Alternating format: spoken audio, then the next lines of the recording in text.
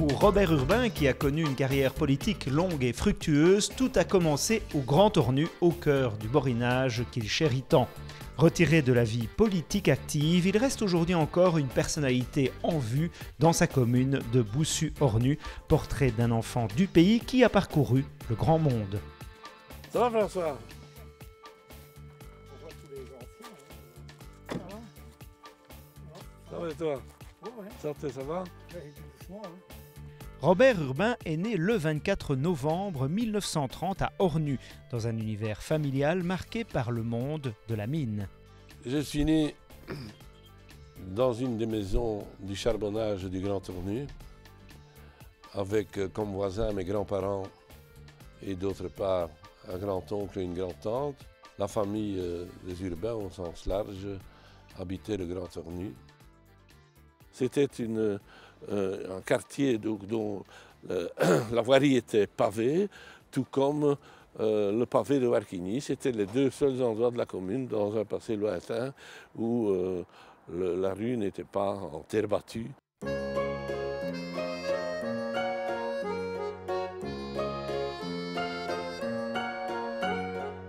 Il y avait un groupe seulement de 4 maisons qui appartenaient au charbonnage. Les autres maisons étaient des maisons de propriété privée.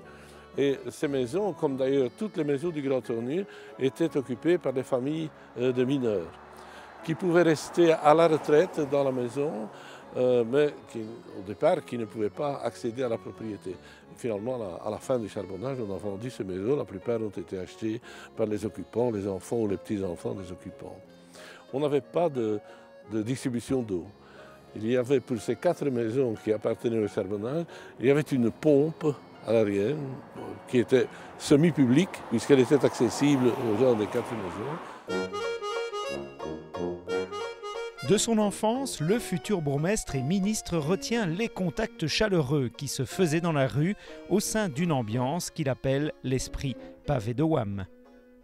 Il n'y avait pas de télévision et donc le contact se faisait dans la rue.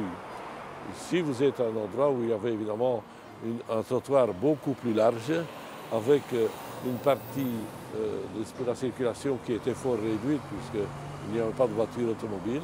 Et les ouvriers se réunissaient pour des parties de cartes qui se faisaient en plein air puisqu'il n'y avait pas de local commun réservé à ces activités-là. Une grande solidarité lorsque dans une famille il y avait un malade ou un handicapé, il y avait une grande solidarité qui était tout à fait naturelle. C'était l'esprit pavé de Wam. Pour la grande majorité des enfants de mineurs, l'avenir est tout tracé. Ce sera l'école technique. Robert Urbain représente l'exception qui confirme la règle, lui qui se lance dans des études générales alors qu'il parle surtout le patois. Je suis entré à l'école moyenne de Saint-Guilain à 12 ans. J'étais loin de maîtriser la langue française.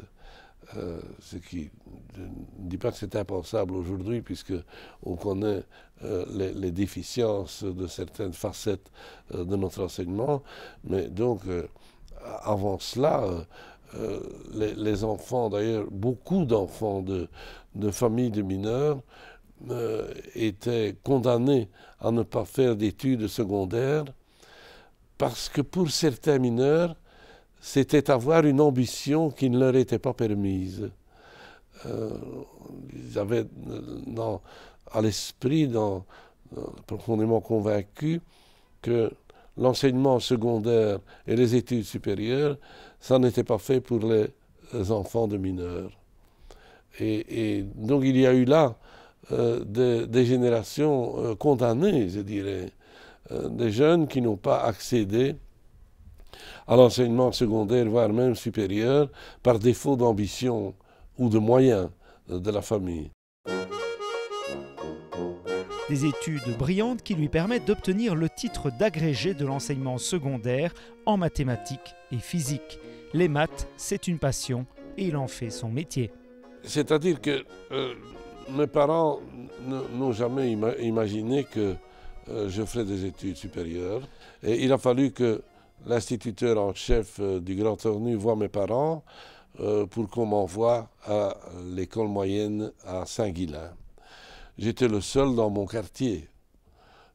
Et il se fait que très rapidement, j'ai fait des études brillantes. J'ai été premier de classe pendant toutes mes études secondaires. Puis je suis passé à l'Athénée de Dour et j'ai choisi la section latin-maths dont je suis sorti premier. Et puis voilà. Dès le lendemain de l'obtention de mon diplôme, j'étais engagé à l'Athénée de Saint-Guilain où il y avait un emploi vacant. Je suis resté là jusqu'à la fin de l'année. Je suis passé ensuite comme professeur de mathématiques à l'école normale. Et puis de là, j'ai été engagé à l'Université du Travail à Charleroi. Je faisais un déplacement quotidien en tram. Imaginez ce qu'il fallait faire. Au Grand Ornu, on essaie socialiste et on le restait très souvent. Une rencontre fondamentale va changer le destin du jeune Robert Urbain. Richard Stévenard, le grand Manitou-Borin du Parti socialiste belge, va le prendre sous sa coupe et le lancer dans l'arène politique. Ma vie prend un tournant tout à fait différent. Je militais mais sans mandat au sein du Parti socialiste. Richard Stévenard, qui était le grand patron de la Fédération boréenne, a souhaité me rencontrer pour me proposer de travailler avec lui. C'était assez inattendu. J'étais dans l'enseignement et moi je me voyais enseignant à vie. Je ne me voyais pas entamer une carrière administrative. Léon Collard était ministre de l'Éducation nationale.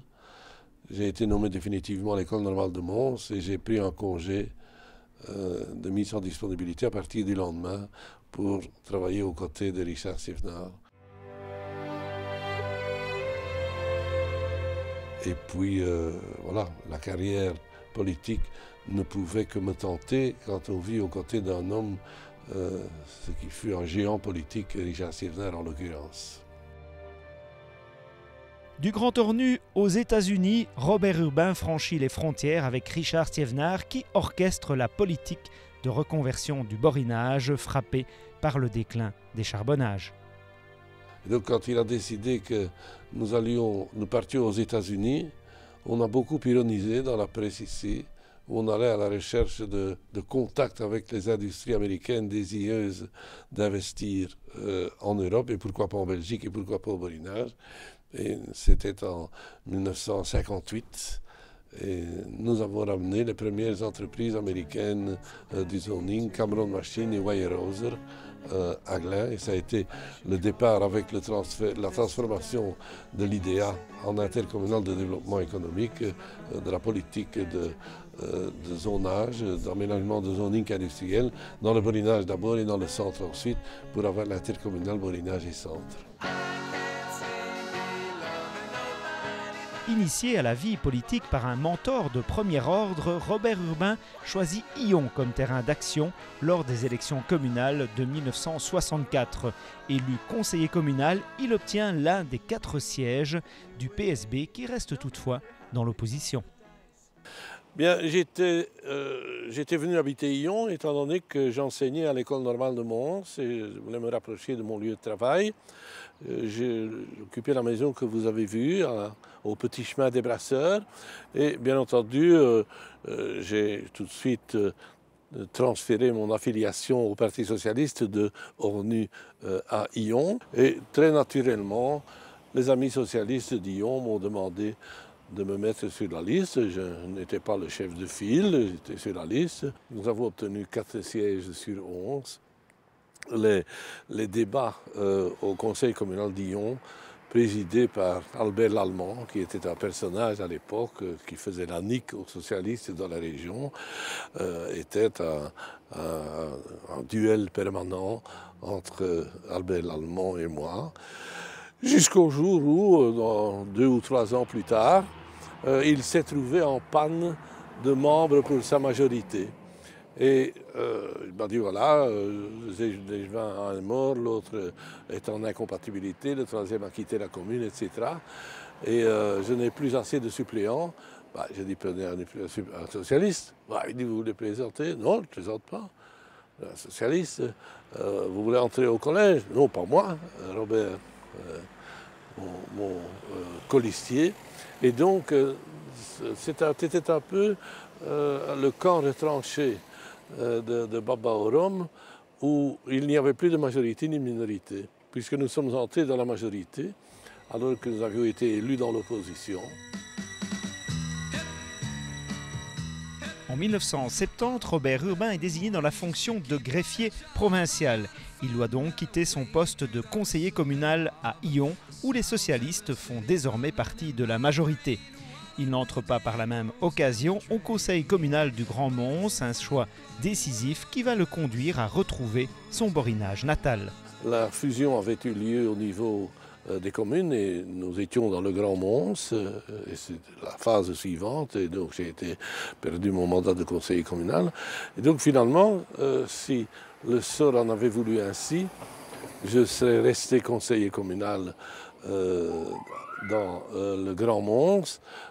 Abel Dubois a quitté la vie politique dans les conditions que vous savez et je pouvais entrer au collège de Mons, ma vie politique probablement était tout autre, mais le sort n'a pas voulu ainsi puisque dès 1973, les amis d'Ornus sont venus me solliciter pour revenir dans ma commune natale, pour conduire la liste pour les élections de 76 et à partir de là des élections très largement gagnées partout puisque nous étions la plus forte majorité socialiste dans la région, ce qui a fait que j'ai été installé comme bourgmestre directement et j'ai passé 30 ans à la tête de la commune d'Ornus-Boussu après la fusion.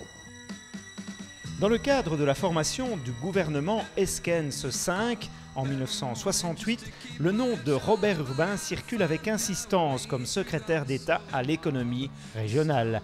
Richard Stievnar soutient en tous les cas son protégé, mais... Collard s'y oppose, il considère que je suis encore un peu jeune, je n'avais que 38 ans. Et par contre, Richard Stievnar ajoute, mettez qui vous voulez comme ministre à l'économie régionale, mais je veux le portefeuille de chef de cabinet pour Robert Urbain.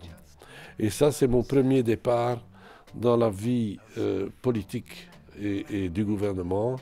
Je deviens chef de cabinet d'un homme de grande qualité, mais que je ne connaissais même pas, Fernand Delmotte, à l'époque bourgmestre de Lessines, qui devient secrétaire d'État à l'économie régionale, avec en charge la reconversion des zones charbonnières, précisément. D'où à ce moment-là le lancement d'un programme tous azimuts pour assainir les charbonnages désaffectés, leur donner une nouvelle affectation. Et c'est évidemment alors le miracle du Grand Ornu, si j'ose dire, où on lance une politique de travaux, d'équipement, d'installation de l'égouttage, distribution d'eau, etc., pour faire du Grand Ornu ce qu'il est devenu, avec en parallèle une initiative privée dans le chef d'Henri Guichet qui construit Adès. Les clés de la vie communale à Boussu-Ornu, Robert Urbain les a conservées pendant plus de 30 ans. L'un de ses premiers actes comme bourgmestre sera l'accueil des souverains en 1977 au cœur de la cité ouvrière du Grand Ornu. J'étais donc bourgmestre depuis quelques mois lorsque l'on m'a annoncé une double visite royale. Il s'agissait du roi Baudouin et de la reine Fabiola qui accompagnaient les souverains suédois qui étaient en visite d'État pour 4 ou 5 jours et qui sont venus à 4 au Grand Ornu.